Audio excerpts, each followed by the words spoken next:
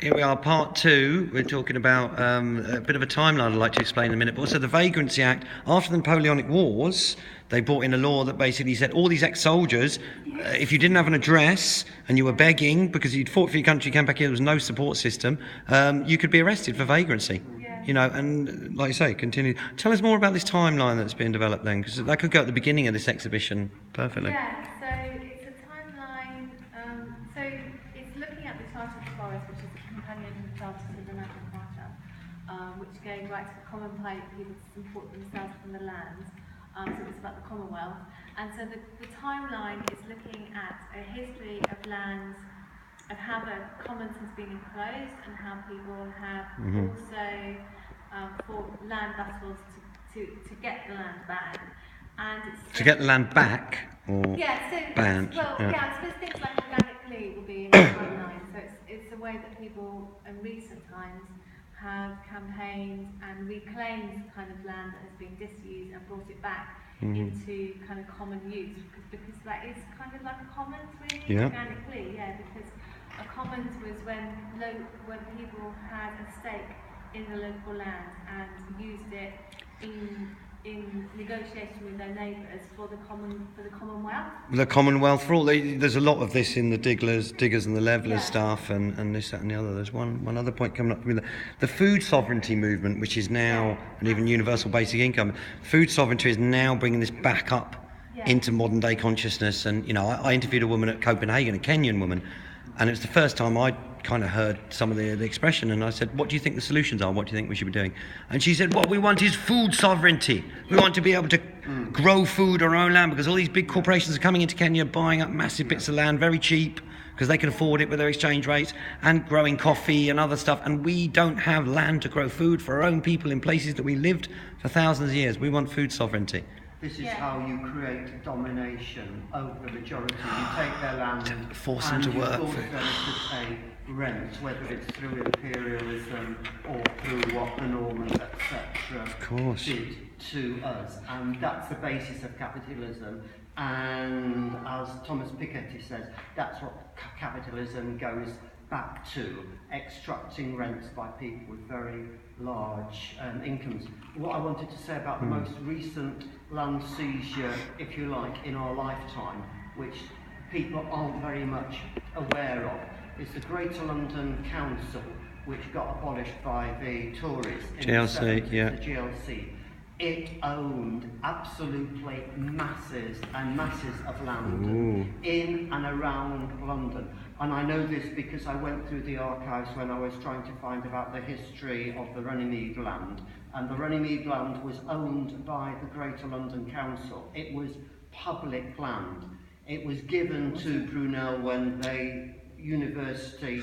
Runnymede was great GLC land, and then it was given to Brunel, when the Fuck. College. So it was actually like, I suppose technically you could call it common land owned in common, like the GLC had owned it, and then it shouldn't have been given away to the developers. Yeah. So what happened is that Brunel amalgamates with Shoreditch College, which was the GLC college, and then Brunel brings all the GLC, all the stuff there onto its site in Hillingdon, and for 40 million sells it off to developers who now have a mortgage in the bad Irish bank. But what I want to emphasise is that that is only one little case.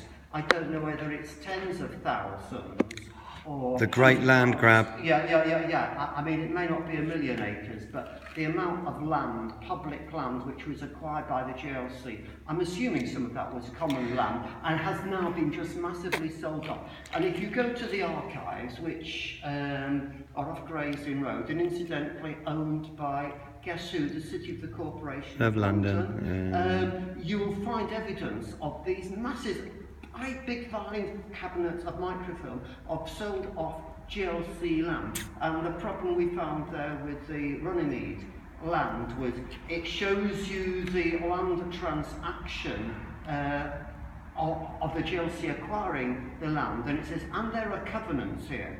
and the covenants have gone. And when you ask the archivists there, they say, oh yeah, they threw away a lot of the details. Whoa. When they took that land, so we cannot Whoa, now so you can't find out. He who controls, I mean, something about this archive, you know, comes out, he who controls how history is represented in the future controls really, you know, because if you throw away the covenant saying this is left to the Commonwealth of all and blah, blah, blah, then no one knows 100 years later and it can be sold off. We had some guys in here from the GLA, which is part of the, you know, on from the GLC, the Greater London Assembly, Tom Copley and some others who's like on the Labour Housing Committee and others, and very friendly. They like what we're doing at the Hive and want to support us and get recycling empty buildings and use them to support. But he said there is a massive, great big list of all the empty public land that's left in London, or public assets and all that, all the bits of empty land, all the bits of unregistered land being collated. And he said, gonna hold it? well, some of the London Authority or whatever. But what he was basically saying was, you guys need to get in there on this process, because what's going to happen is they're making a big list of all the available and unused and disused and public land that's still out there, so that it can be bought up by big property developers. Yeah. And you guys should actually be in there saying these buildings and these land actually should be used for the people and for the common people of London and for the, you know, to community spaces and resources, and not just sold off to the highest bidder of somebody's going to build a block of 100 luxury flats and no one will ever live in. Tom Copley from the GLA, Greater London Assembly member for housing, Labour guy. And I wonder when that's going to be published, stroke released, or whatever, or if it is not. It's coming up, but it's the great land grab once again that is going on down through time of history. And what you're saying, you know, the Normans very much what was going on. The Magna Carta, what we heard when we were running Runnymede from different people, and history professors turn up and ordinary people, was that, you know, there was a massive friction between the Norman and the Saxon people.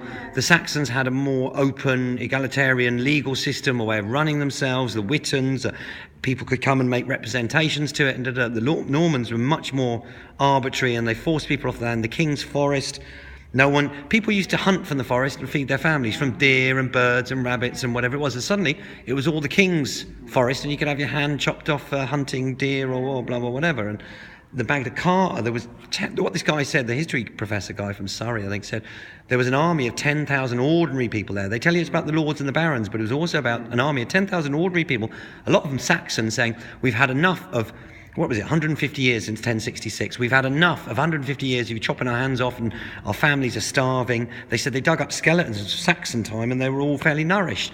Dug up skeletons from Norman times and they were malnourished, which goes back. They forced people off the land, made them pay rents, and that's the way you control them. Now you've got to come and work for us as men at arms or down the factory on the city. The situation, you define ownership, you define the law, and we have been coerced by that definition, backed by the law, backed by the civil authorities, also known as soldiers, police, army, whatever. Ever since.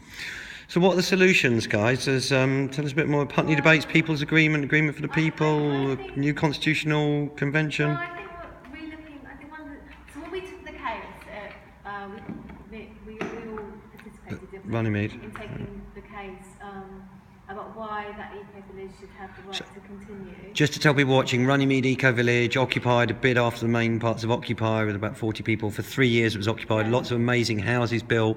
We got 2 court cases, sort of adjourned, made it last about 3 years. So, yes, so when we went to court, I think one of the really interesting moments about the court case was when we were saying, well, actually, people do have the right to remain from rights stemming from the Charter of the Forest. People have the right to still support themselves from the land. Right to support themselves on the land, yeah. Even though the statute was arguably abolished, the fact is that if you still had those rights from labour and use, and you had those rights to continue, and those included rights to access land and to walk in that land, which has been going on for time immemorial. We know people who've accessed that land. You can even see public the footpath entrance to that estate with the big red fir trees. Anyway, so my point is that at that court case, we were making this case that people have used this land and we're carrying on this ancient tradition. And the judge said, but this is private land, as if private land could have there was only one owner to do one thing. But I think that was a kind of this idea of land ownership with just one person is actually... It's not that old.